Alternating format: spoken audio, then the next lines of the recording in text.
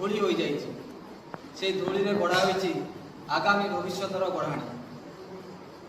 ମୋର କଣ୍ଠ ନାହିଁ।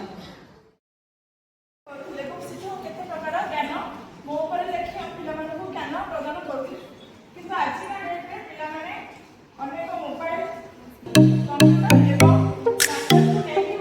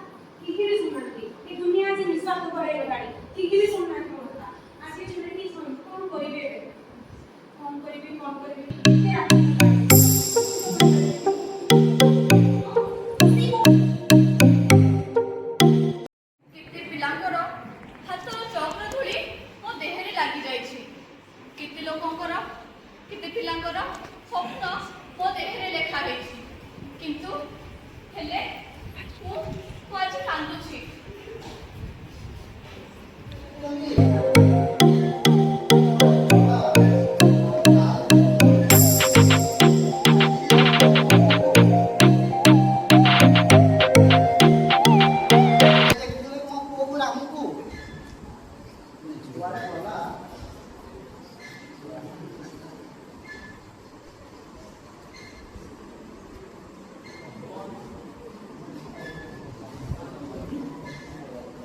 अरे तू एडी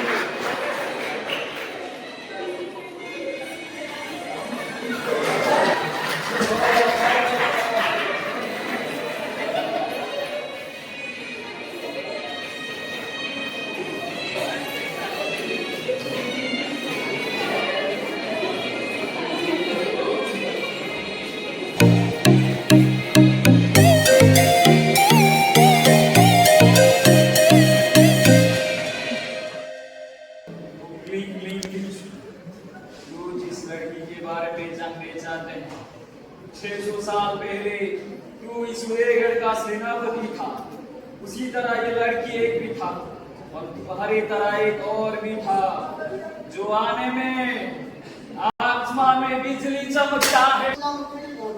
वो आखिर बाहर लो, बदलू बाहर लो, जल जा नाई बाबा तुम आओ कोनी ना कोनी भी बाबा आओ कोनी तू बाहर का तो तू प्रथम नदी बाहर का जल जा मैंने खाई सकता है। हां नाई बाबा खाली दो बाबा अरे रघुबाबू रुहतु पिलाटा कहीं कौन थारे मारछन्ती सबु आपनक मुह दोष पिलाटा भैया मो पाठ पढ़े भविष्य कौन कर अरे सब पिला पाठ पढ़ती तार पहनार आग्रह अच्छी तेणु से पहन कौन नपाई पहन कौन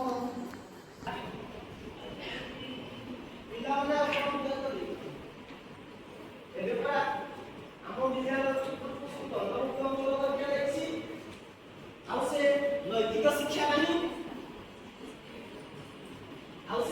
नैतिक शिक्षा दिया जाऊ नहीं किसी कौन पिलाने 10 नंबर किसी सगला पिला कम कर जहाँ नैतिक शिक्षा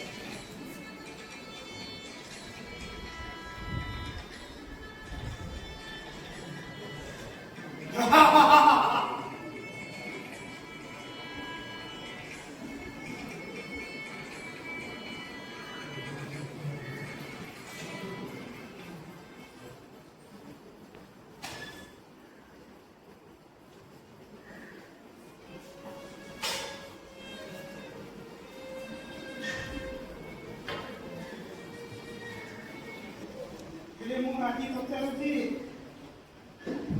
ମୁଁ କଣ ଅପରାଧ କଲି ତ୍ୟାଗ ମୋ ସମର୍ପଣ କାହିଁ ଏହି ଅନୁଷ୍ଠାନର ପିଅନଠୁ ଆରମ୍ଭ କରି ସୁରପତି ପର୍ଯ୍ୟନ୍ତ ସାଥିରେ ସମସ୍ତେ ଦେଖିକି ମଣିଷ ହେଇଛନ୍ତି ଏବଂ ତାର କିଛି ବି ମୂଲ୍ୟ ନାହିଁ। ସରକାର ଜବାବ ଦିଅନ୍ତୁ, ସରକାର ଜବାବ ଦିଅନ୍ତୁ। ଆଜି ମୋର ଏହି ଅବସ୍ଥା ପାଇଁ କିଏ ଦାୟୀ? ମୋ ତ୍ୟାଗ ନା ଏହି ସମାଜ?